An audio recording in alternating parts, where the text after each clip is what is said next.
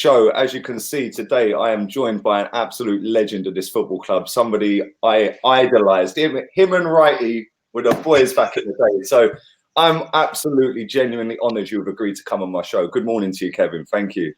Lee, lovely to speak to you again, and it's great being on your show, mate. I do watch you. I do follow you. So it's a pleasure for me to be on.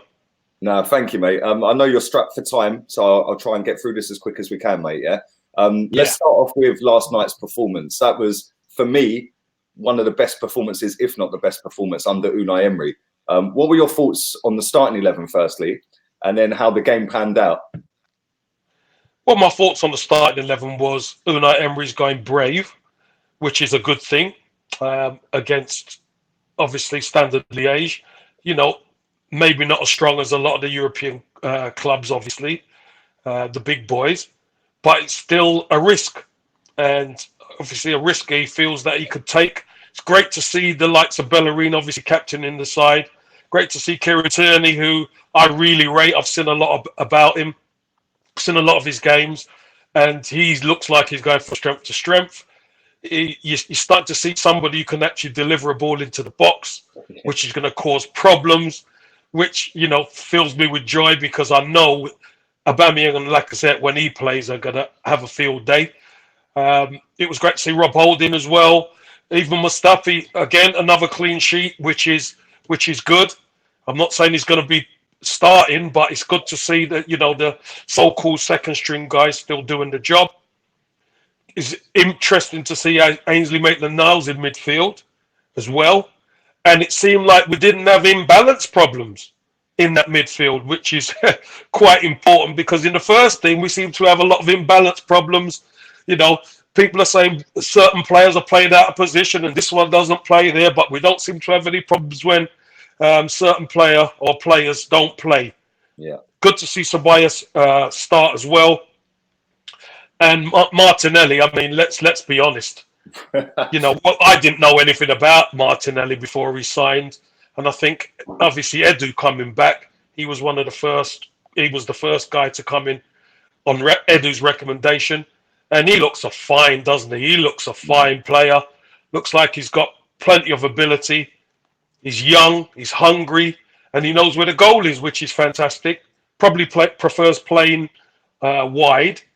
But, you know, going through the middle, if he's going to score goals like that, you know, he could be pushing. And, you know, Pepe weren't as bad as he was at Manchester United. Let's put it that way. But there's still a lot of growth to come from Nicola Pepe. And it was good to see Reece Nelson play as well. He looked very direct. He looked very hungry. So I thought it was a very good performance. As you said, it's probably the best performance under Unai Emery, to be honest, where, you know, the team didn't drop off. What tends to happen with us in the first team is the team tends to drop off a bit, and, you know, we can't afford that. But these youngsters, they've got energy to burn, so it looked really good. I was really impressed. No, I was as well. And it was nice to actually sit and watch an Arsenal game without being stressed. You know, it was just nice to sit there and, like, when you see so many youngsters in that team, and we've got a great crop of youngsters coming through, fantastic players all around the squad. And just think, Smith Rowe wasn't even in there last night. Saka wasn't in there last night. You know, Mavropanos. Yeah, I can hear you, mate. I can hear you. So yeah, we've got some great kids coming through that weren't even in the team last night. You know, so going forward, it bodes well for Arsenal. And, you know, I've grown up in an era watching you and watching other local lads come through into the team. So it's now nice to see 30 years later, you know, or 25 years later, another crop of youngsters coming through that are all grown up in the same area. His signal's gone, isn't it? Look, you're back. No, I'm here. So yeah, it was nice to watch. It was outstanding performances. And as you said about Kieran Tierney, I actually tweeted, we've actually finally looking like we have replaced Ashley Cole, right? And I know that's a big bold statement, but my God, that guy can cross a ball. It's just ridiculous. The crosses, and like you said, Aubameyang and Lacazette, they're going to have a field day with him putting balls into the box. But let's move on. Obviously, that was last night. Let's go to the manager himself. There's a massive debate, and it's been going on all season Unai Emery in or Unai Emery out? And we've been down this road before with the last manager.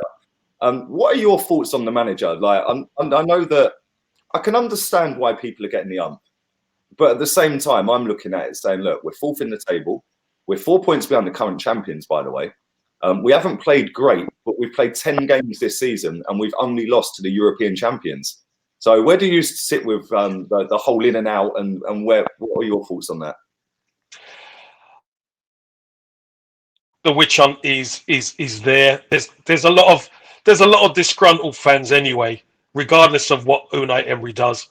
I mean, even last season, I think the way we finished last season hurt Unai Emery, because if he could have just got across that Champions League line, he would have been okay. The people would have given him a lot more time. But it's because a lot of the stuff hasn't been addressed, Lee. You know, seeing the defence, the way the defence has been playing, etc., the way it's conceding, the way the imbalance in the midfield, etc. I think that gives people a lot of opportunity to criticise him. Look, I've said I want to see progression, whether it's with Unai Emery or without Unai Emery. I've got no affiliation to Unai Emery as a manager. Do I want him to get it right? Of course I do, because that shows that there's stability in the football club. But if Unai Emery doesn't do the business, or he makes the wrong decisions, ultimately he's going to lose his job. Yeah. So seeing the performance last night, seeing that he's giving youngsters a chance, I think this could buy him some time. This could buy him a lot of time. But he's got to be brave enough to play these guys. He's got to make some ruthless decisions. And I know there's decisions that's going to be made that everybody won't like. Yeah. We know what's, you know, you mentioned the O word, and, you know, it divides.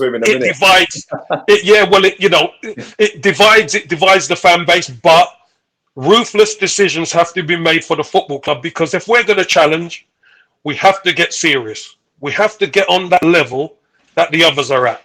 So that's where we stand. Yeah, no, I agree with that. At the end of the day, I wouldn't shed any tears if he got sacked.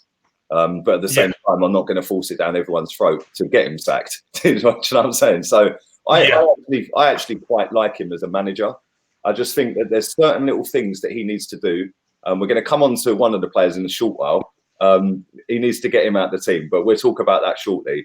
But like you said, he needs to make brave decisions. That team that played last night, take out maybe Maitland-Niles and put Aubameyang in and put Martinelli on the wing. That team should start at the weekend. Yeah, they've gone out there, they put a 5-star performance in. Every one of them to a man was brilliant last night. Maybe apart from Niles. I don't think he was great, but that's not saying he was poor. But he's not a right winger, let's be real. So maybe Emery should say, do you know what? I'm going to go with that team this weekend and see what they can do in the Premier League. Do I think he will? Probably not. But I think he should, because like you said, there's a lot of people circling right now for his head. So sometimes you've got to put your head on the chopping block and make the bold decision, isn't it? But let's come on to one of them players that divides opinion. My friend, Mr. Mesut Ozil. Now, Unai Emery last night came out and said that, I don't know if you see the comments, but he said after the game that he was asked about why Ozil wasn't in the squad. And he said because other players were more deserving of that.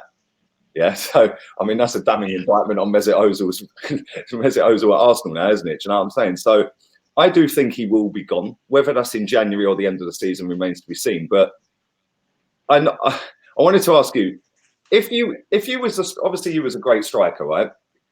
Mesut Ozil, right now, if you was playing up front for Arsenal, would you want him behind you in the team? That's a good question. I like the Mesut Ozil that's on form, because he could pick a pass, of course. Look, I don't think anybody questions his ability. Yeah. But what we question is his production. And this Arsenal team, as a striker, I want the guy who can find me the best. So, of course, I would say, yeah, I want Mesut Ozil to play. But there's a big picture there that this football team can't afford to carry anybody. And the problem with Mesut Ozil is he's a one-way player. We are the worst team without the ball in the Premier League. That's been proven. We concede far too many opportunities at our goal. So what Unai Emery has to do, he has to address that situation. Because if he puts Mesut Ozil in and we end up conceding and losing the games, No one's going to say, "Oh, you've done well for putting Mesut Ozil in." They're going to crucify him for conceding all these goals, and we know we can't afford to carry a luxury. Now, Mesut Ozil, the writing's been on the wall for Mesut Ozil since last season. Let's be brutally honest. He was being left out away from home. Why? Because he doesn't do the legwork off the ball and when we're out of possession. So this season he's looking at, he's got bodies there. He's got hungry guys who are there, who are willing to put their bodies on the line for him. So he's going to go with that. I think the writing's on the wall for Mesut Ozil. Is he a quality player on his day? Yes, but I think those days are long gone, unfortunately, and it's just a matter of time when he goes, not if he goes. Yeah, they're few and far between as well. Listen, a lot of people say I've got an agenda against the guy and this and that. At the end of the day, I've supported this club a long time. Right? I just want to see the best team and the best outcome with the team. If he's in the team and he plays well, great. I always praise him. Yeah, I'm not biased enough to sit here and go, oh well, he was rubbish, even if he played well. You know, same with Mustafi and other players that are not necessarily flavour of the month right now. Mustafi last night, fantastic again. Three in a row, he's played brilliant. But for me, number 10s are a dying breed anyway. That's my opinion. If you look at James Rodriguez, Coutinho's still playing for Bayern Munich, but they're a different kettle of fish. They dominate that league with or without him. So I just think that number 10s are dying out, and it's more of, like you said, they have to work off the ball. And when you've got a Ceballos or a Joe Willock that are prepared to do that, we've even played Torreira further forward. We've played Guendouzi further forward, and they can all pick and pass. We see Guendouzi do it against Tottenham for Aubameyang's equaliser. You know, fantastic pass. Yeah. That was a great pass. So we've got players that can do it. And do you know what? It was a massive thing for Unai Emery to come in and try and do, because listen, that guy has got so many followers in terms of fans, like Ozil. So it's powerful. It's powerful. Yeah, very. Listen, if it goes the wrong way, Emery's job's on the line. So I'm glad that we won last night, and I'm glad that it was without him, because listen, he's 31 years old. He ain't going to go on forever, is he? Let's be real. Let's move on to a signing that we signed in the summer. This is another guy. A lot of people are on his case right now, and that's Nicolas Pepe, the £72 million record signing that's coming from the French league, who absolutely tore it apart last season. We were all absolutely over the moon when we were signing it. The fan base, that was the most united it's been for a long time. Yeah. But he's come in and he's not really hit the ground running. And a lot of people are saying he's a flop. He should get out. We should get rid of him. He's playing as we pay the instalments and stuff like that. So we've only paid for 20 million quid worth of him so far. So he's a £20 million player. There's a lot of people that are on his case right now. Having been a professional footballer and seeing players come in and out of a club, you know, I remember when Bergkamp signed for Arsenal, he couldn't hit a barn door for weeks. Yeah, and for me, he's an absolute legend. That's why he's got a statue outside, man. Genius of a footballer. Yeah, same with Thierry Henry as well. You know, he came in and we were like, who's this guy? Why can't he score? And now he's the record scorer. So where do you sit with the whole Pepe thing? Do you think, firstly, that he'll come good? Yeah. Do you think he's worth money? And do you think... Go on. Lee, look, I think he's worth the money because someone's going to pay it. Now, when you see what he was doing to defenders in France and his ability, obviously we just want to see that. Yeah. But the difference is, I know it's a game of football, but it's a totally different country. It's a totally different culture. It's a totally different football club. That's another thing.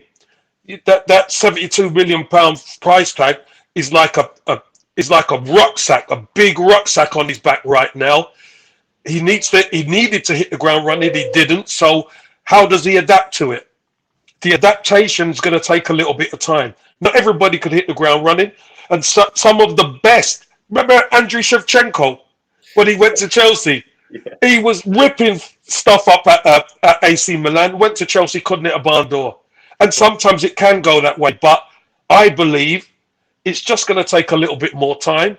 He will adapt. And I believe he will be a devastating player for Arsenal this season. Yeah. No, I really do. I believe in his ability. Yeah. You know, we've seen some glimpses of how good he could be. And I think that's the key to go on. Because if you don't see anything, then you go, well, he's a dud. But you actually see the glimpses of what he can do. His feet are good. He's just got to adapt to the English game, the pace of it, the strength of it, because it's relentless. And he's got to get fitter in that way. And his mindset's got to get stronger as well. Because this ain't Lille here. This is the Arsenal. And he will realise that people want to beat Arsenal all the time. There's no easy games at Arsenal. No, there's not. And the pressure is relentless. It is relentless. And the reason the pressure is relentless, it's not just this season it's relentless. It's been relentless at Arsenal for years and years. You know, we're Arsenal, like you said, you have to go out and win football matches. But I think the pressure is even more so now because Wenger went, because the new manager's in, because that's his new signing, that's his top boy. The pressure on Pepe is like a vice right now, being turned every single day, and it's Lee and social media, and social media. Because remember, there's people who go to the games and there's people who don't go to the games. Yeah. So a lot of the people who don't go to the games just hear Pepe hasn't done it, Pepe hasn't done it, and that causes a swell of keyboard warriors or whatever to jump on the back of it. Yeah. Give the guy a bit of time. Let him adapt. Let him start learning the lingo as well. That helps, you know, being able to speak English and communicate with your teammates. What is it? He's only played, 5-6 games? Yeah, I think Give the man a chance. 7 full games if you add up the minutes, I think. Well, let's not even add up the minutes because there's times he's been on the bench and there's times he's done this and there's times he's come off the bench, etc. Give the man a chance. Let him get some games under his belt and start to learn his teammates a bit more. We haven't been settled in midfield. Yeah. That won't help. We haven't been settled at fullback, so that ain't helping. So, you know, Bellerin coming back, if he could start, they could start to forge a partnership. You know, this could be very, very good for him because Bellerin could help him a lot because Bellerin would take a lot of the double team away because he bombs forward past him. So, you know, I see good things coming in the near future. I don't know exactly when, but I know Pepe will come good. He's got too much talent to not. No, I couldn't agree more, mate. And what you just said, you just made a great point as well about Bellerin. Last night, Bellerin was isolated because Maitland-Niles was way forward and weren't tracking back quick enough. And I thought Bellerin did really well last night, doing that on his own. But me and Chig spoke about this on the stream that we did last night about Bellerin could tell him, look, come back. You need to tuck in. Bellerin's been in that squad for long enough and played enough first team games for Arsenal to know the position now and to know the position of the player in front of him and what that requires. So Bellerin being a captain, firstly, fair play to him. Yeah, fair play to being a captain of the club. But not only that, that's now a massive responsibility for him because he's got the record signing in front of him. Yeah. He has to now try and help that boy and say, look, just come back, tuck in, stop bombing forward. I'm getting overrun here. But at the same time, the learning the language is massive. Yeah. Because the squad speak English, or most of them speak English. So that is chosen language on the pitch. You know, so I'm hoping that Bellerin can have a big impact on him and help him going forward because I do think there's a wicked player inside him there. We've seen that. You don't become rubbish overnight, you know. So I'm going to give him time. I'm going to give him all season. Hopefully, at the end of it, he's bagged 20 goals. That'd be the dream. Give him the season. Listen, there's an old saying, as you already know, Lee, a good player don't become a bad player overnight. And he may be not showing what we want to see, but imagine what he's going to be like. Remember, the team ain't even playing well, really. So, you know, expecting him to be pulling rabbits out of a hat, I think is a bit too much to ask. Let's start getting some consistency in our game, start playing well, and then we could do pretty good moving forward, and Pepe could start shining.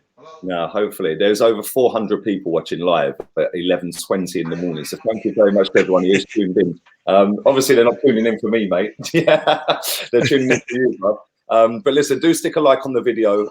29,000 subscribers now. So thank you very much to everyone who has subscribed. Let's move on to a player who is currently the club captain. And that is Mr. Granit Xhaka. Firstly, I kind of know your thoughts because I watched your show with Lee. Yeah, so Yeah. I kind of know where you sit. A lot of people wouldn't have watched that. What are your thoughts on firstly him being club captain, and secondly as a player? Like, where do you rate him as a footballer? Obviously, I'm not in the dressing room, Lee. So I can only say what I see.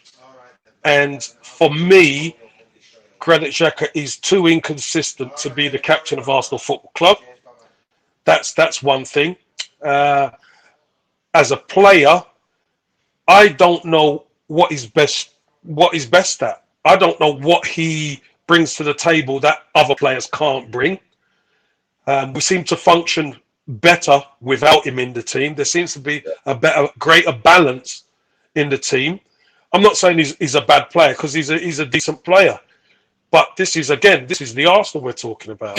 You know, the levels have to be above what he's producing, and he's not even that type of player I keep hearing it. He's a CDM, but he's not a CDM. No. And you know, he's a number 10, but he's not a number. He just hasn't got the ability or the pace or the power to be there. But he's a progressor of the foot. What is that? Because at the end of the day, I'll be honest with you. At the end of the day, a midfielder has to be able to run, tackle. He's got to do the ugly stuff as well as do what he's good at. And I just don't see Granit Xhaka doing that. He gives away too many opportunities. He gives away too many fouls, Yeah, etc. And silly fouls. Like, let me go back to the Spurs game. Now, anybody worth their weight in gold against Spurs, you do not even go to ground there because, exactly. you know, you could just stand up there and usher him away. But what does Granit do? He goes to ground.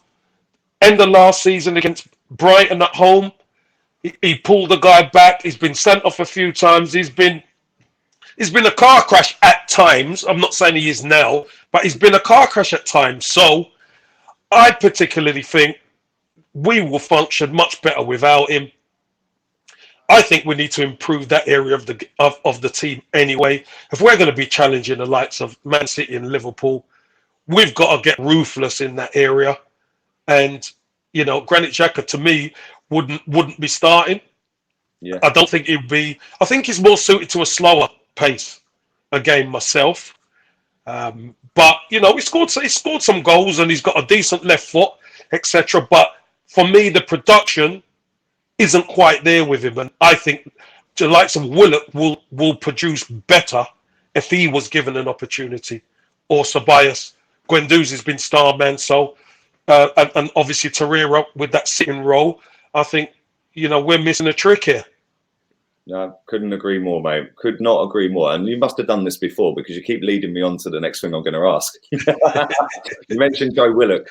I wanted to ask, we've got a great crop of kids coming through. It's fantastic that Unai's put in faith in them and playing them.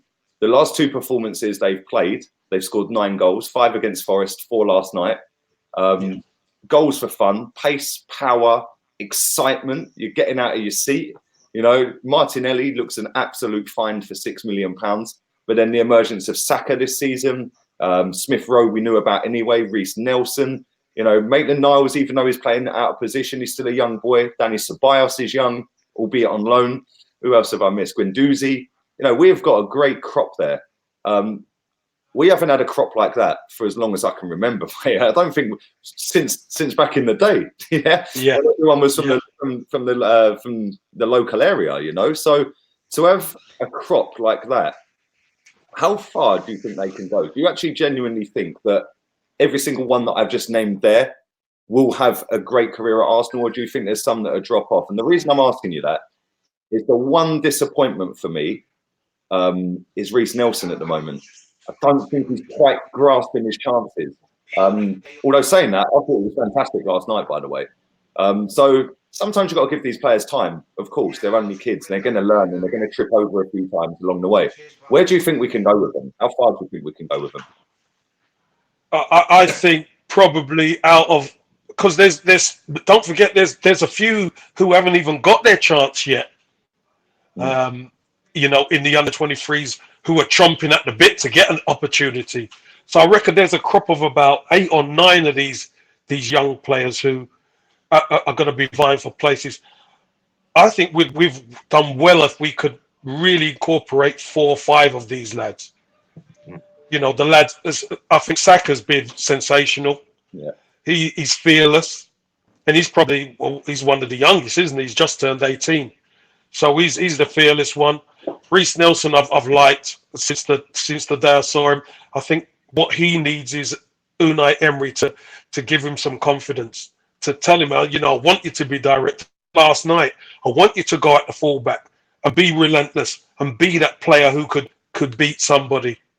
But out of everyone, I like Willock because he gives us something so different in that midfield. Somebody, not only can he run with the ball, but he can run in behind like Ramsey did without the ball. I think that is so important. And you always tend to find himself getting in the box and scoring goals. So it's fantastic. I think there's great opportunities. Guendouzi's been probably our best midfielder this season. Obviously, we haven't played as consistently as we would like. But I thought Guendouzi, after last season, he's come back and he knows there's an opportunity there that he can grasp for himself. You mentioned Smith Rowe. There's other fantastic players. Tobias, we believe we could sign him at the end of the season from Real Madrid. What a big tick in the box that would be. But again, it's incorporating these guys and getting them minutes. Martinelli getting him minutes. As mentioned at the start of this thing, that he's got the potential to be awesome. He's got the potential to be awesome. So fingers crossed that we could get some of these over the line. No, I agree. We've got some good kids there. The worst ways, if they don't make it, we're going to make a lot of money to reinvest back into the squad. Because some of them are going to go for silly money, even if they don't make it at Arsenal. But I know you're strapped for time, so I'm going to wrap this up very shortly, mate. Yeah. I wanted to ask a couple more things. Firstly, where do you think we'll finish this season? And secondly, do you think we will win a? Sorry, could you say that again, please, Lee? Yeah, go on. 2 more questions, and I'll let you shoot, mate. Yeah. Yeah. First question: do you think we'll get top 4 this season? Yeah. Or where do you think we'll finish if we don't? Second question: do you think we'll win a trophy this season? The answer to the first question was I think we're going to finish 3rd. I've said it from pre-season, and I don't see any difference. I think the fact of the matter is that other teams around us who we were fighting with to get in the top 4 last season, they're way off at the moment. Yeah. And we have to capitalize on it. I know we haven't been playing well, but we've got so much growth in our game. And I want the team to progress. I want the fan base to be happy. So I'm always going to go on the side of positivity. If we start playing well, I think we're going to move pretty well in this league, and I think we're going to get the top 4. Are we going to win the trophy? I definitely would like to see us win that Europa, because I think we missed the trick last season. So we get top 4. You're still there, mate. He's gone. His signal's killed him off. Oh, he's back. You're back. You froze, mate. Yeah. So we missed out last season. So I want us to win that. No, same, mate. European competitions have always been saying that we've struggled in. Yeah, apart from '95. Yeah, Alan Smith and all that. But yeah, look, it's going to be a tough ask. There's some good teams in there. There's going to be some good teams drop down from Champions League. But it is the one competition that I know Emery's going to take seriously. 100% he wants that trophy. The fact that we've got all the vibrant young kids coming in, that's gonna be good for us going forward in that competition, because you can do all the homework you want on Aubameyang and other players. Nobody knows about Martinelli. Nobody knows about Joe Willock. Nobody really knows a great deal about Guendouzi, although he did play last season. So going forward, I think we've got a great chance to win that. I personally think we'll get top 4 as well. If we finish 3rd, I'd say that's a great achievement. Because if you look at Tottenham, they're more settled than us. They've got a better team overall, collectively, than us in terms of first team 11. Chelsea got there last season. They got in that top 4 last season. And Man United, well, I won't even mention them at the minute. They're in a bit of turmoil, so we'll just leave them where they are. But yeah, it's not easy to get top 4 at the moment, and if we can do it, fair play. Kevin, listen, thank you very, very much, man. It's been an honour to have you on, man, on it. Like, genuinely, idolised you as a kid, bruv. Like, I used to run around the playground for like me and my mates were thinking we were Kevin Campbell and Ian Wright. Do you know what I'm saying? Like, the deadly duo, the deadly duo. The deadly duo as well. Yeah, defenses were terrified, bruv. So, no, thank you very much for coming on. Have a wonderful day, and I do honestly, genuinely appreciate it, mate. Thank you so much. No, you're welcome, Lee, and hopefully I'll see you at the Emirates very soon. Yeah, man, definitely. Of course, man. We'll have a pint as well. Nice one. Thank you. Take it easy. Bye-bye. Bye. Bye. Oh, there we go. Kevin Campbell, the legend. I'm gassed he came on today. So listen, sorry I didn't get through any questions and comments and all that, but listen, he is strapped for time, so I was lucky to get him on today. But listen, thank you very much. 500 people nearly watched that live as well. I'm going to go and get something to eat. I'm starving. Thank you very much, Bob, for your donation. Great guest. Thank you. Plenty more to come in the future as well. I will be back later. Unai Emery's doing a press conference at 2 o'clock. For the game at the weekend. So I will be back later on. So keep your eyes peeled for that. I'm going to go and get some food. Have a wonderful, wonderful Friday. Don't forget, subscribe, like, and share as well. And big up yourselves to 29,000 subscribers. I'm genuinely humbled by that. So let's move it up to 30K now. Thank you very much. Laters, peeps.